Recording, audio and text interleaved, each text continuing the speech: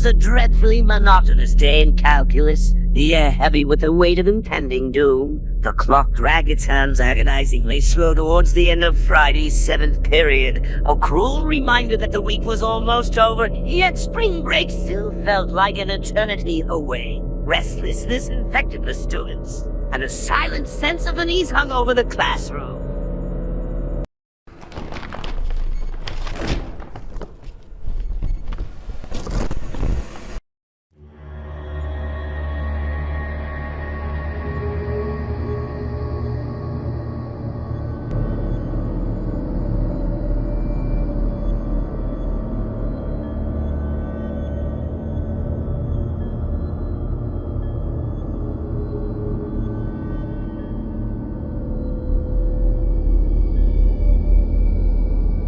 The teacher, usually so laid back, seemed unusually tense. There was no test to occupy our minds, and he decided to distract us with mindless games on Sparkle.com. But even that failed to ease the growing sense of foreboding. It was as if the walls themselves whispered warnings of an impending nightmare. Just as my friend answered a question about a brand logo, the answer was Adidas. The dean's voice shattered the fragile tranquility. Panic dripped from his words as he declared that it was no drill, and the school was to go into lockdown immediately. Goosebumps pricked my skin, and a shiver ran down my spine. The teacher, normally composed, rose to school and hastily switched off the lights, urging us to huddle in the safety of the back corner. Darkness swallowed the room, amplifying the palpable fear that now enveloped us. A mysterious buzzing hummed in the background, but its ominous presence was swallowed by the deafening silence. The school had cut all power, plunging us into an eerie, oppressive blackness. Minutes stretched into eternity, and our breaths hitched as we strained to hear any sign of danger. Suddenly, a blood-curdling scream erupted from down the hallway, sending shockwaves through our trembling bodies. The scream neared our classroom, and with each heartbeat, the thumping grew louder, and with deranged shouting. "I'll kill all of you," the voice proclaimed with unhinged malevolence. Terror gripped us like a vice, and tears flowed freely as the pounding approached our door. "No, no," cried one of the girls, her fear mirroring ours. We clung to one another, hoping that somehow this nightmare would end. The relentless pounding on the door seemed never-ending. We held our breaths, praying for salvation. Moments dragged on like torturous eternities until finally the voice moved away, fading into the distance. The D's voice returned over the loudspeaker, providing a chilling explanation of the case that had unfolded. A mentally unstable intruder had breached the school, attacking staff members. The possibility of the assailant being armed only deepened our horror. With the power cut off, we were blind to the unfolding horror outside our classroom. The walls couldn't protect us from the lurking evil that had invaded our sanctuary of learning. As the minutes ticked by, anxiety tightened its grip, and we wondered if the malevolent presence still lurked in the shadows, fear gnawed at our minds, and the darkness seemed alive with unseen terrors. Eventually, the lockdown was lifted. The unsettling feeling lingered like a ghost haunting our every step. The image of that unhinged scream and violent pounding haunted my nightmares for days to come. The school returned to its daily routine, but the wounds of that harrowing day were etched deep into our souls. And in the darkness of our minds, we still wonder if the deranged intruder was ever caught, or if he still prowls, waiting to strike again.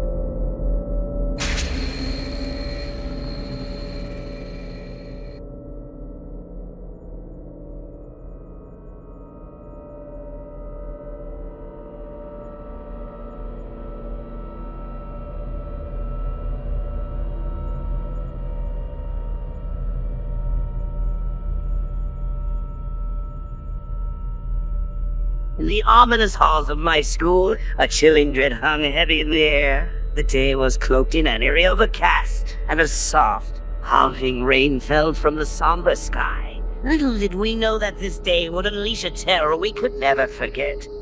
My school had lunch periods, each with its own disturbing aura. First lunch period welcomed all 6th graders and a handful of 7th graders, while the second harbored the rest of the 7th graders and all 8th graders. As the shadows grew longer, an unsettling tension started to build. During the first lunch period, an ominous rumble echoed through the cafeteria. At first, I dismissed it as a distant roll of thunder, but the ominous crowd reaction sent shivers down my spine. Panic gripped the room as the lunch goers erupted into screams of terror.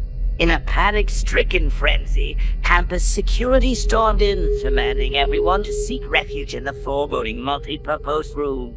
As we huddled inside, dread gnawed at our hearts like a relentless monster. Adults guarded every exit, filling us in with a malevolent presence lurking outside. Whispers spread like wildfire, tales of crazed man barricading himself in front of his house, threatening a grisly end if the authorities dared to evict him. Little did we know, this man's soul was twisted and tainted with darkness. He was not just any man, but a registered sex offender.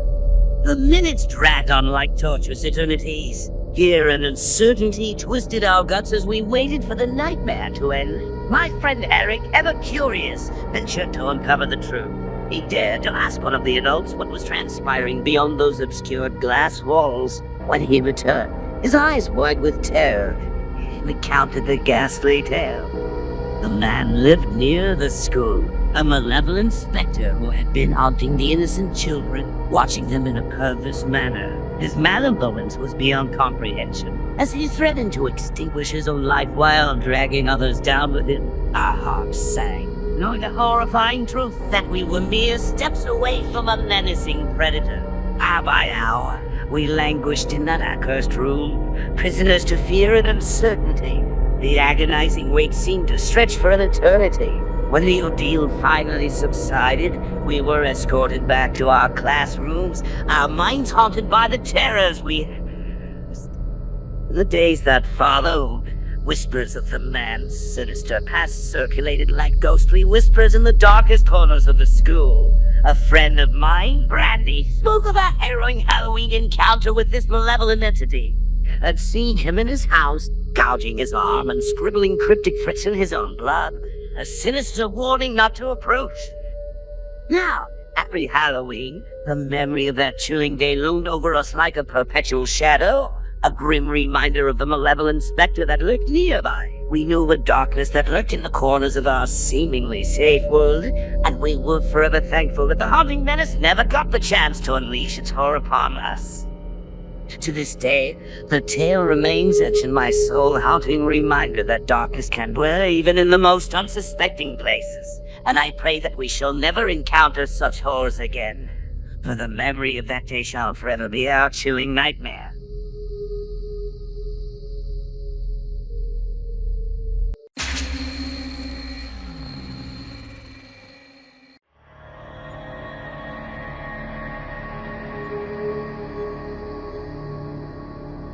As a 22-year-old fresh out of college, I landed a job as a computer vendor in my old high school. Little did I know that the school basement, where my office was located, held dark secrets. It was a murky, disorganized place, and the eerie atmosphere sent shivers down my spine every time I stepped foot in there. In the school's depths, there was a small 3-person office. The place seemed almost out of place, with its comforting appearance in the midst of chaos. 3 nice big desks, the mini fridges, the flat-screen TV mounted on the wall gave it an unsettling sense of normalcy. But the most chilling comfort was the air conditioning, a luxury forbidden to the students and teachers who suffered through the sweltering school days. I secured the position with the help of 3 of my old computer teachers who adored me. They were more than mentors. They were like real friends. Their fondness for me pushed them to ensure I got the job. And so, my adventure as a computer intern began, and it was all going smoothly, until one fateful day. I remember vividly the day the school was cast into darkness. A lockdown was announced as rumors spread of an armed intruder lurking within the building. Panic washed over me like a chilling wave, and I found myself alone in the basement office, abandoned by my coworkers who had rushed upstairs to safety.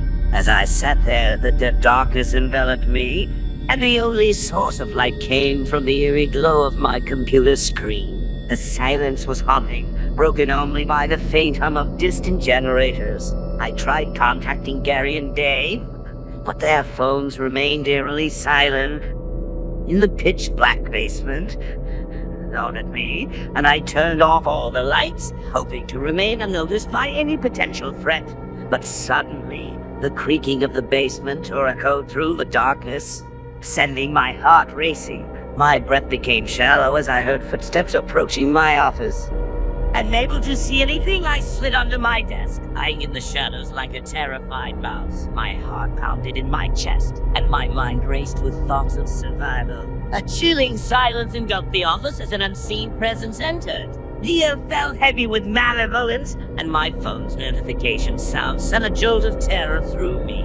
The text message I received contained chilling words from Dave, warning me of the danger lurking above. The message revealed a man in a red shirt and hat with a gun, and the knowledge sent me into a state of sheer terror. Just then, I felt a firm grip on my arm, and I was pulled upright. My eyes met the gaze of a stranger in a red-clad but done up in a menacing cap. His face was obscured by the shadows, and I could barely make out his features. He whispered hoarsely, "It's okay. I'm just down here hiding with you. What's going on up there?" His cryptic response only fueled my fear. Desperate to escape, I directed him to the basement exit, my voice barely above a whisper. He hesitated for a moment, but then disappeared into the darkness. Time seemed to stand still as I waited, praying for the ordeal to end. The silence was shattered by a deafening gunshot that echoed through the basement. My heart felt as though it would burst from my chest, and I frantically made my way upstairs, guided only by instinct and terror. Thankfully, I encountered police waiting at the top of the stairs, and they swiftly apprehended the armed man. The danger was over, but the horrors of that night would forever haunt my mind. It was later revealed that the man held a grudge against Mr. Buckley, our teacher, for reasons unknown. The senseless act of violence left us all shaken, and the echoes of that gunshot continued to reverberate through the deepest corners of my consciousness. For more bone-chilling narratives that will keep you at the edge of your seat, subscribe to my channel. By doing so, you'll gain access to a growing collection of real-life horror stories that will both captivate and energize your senses. Join the community of fellow enthusiasts, and together, let's explore the eerie unknown. Subscribe now, and prepare for more terrifyingly true tales that will leave you craving more.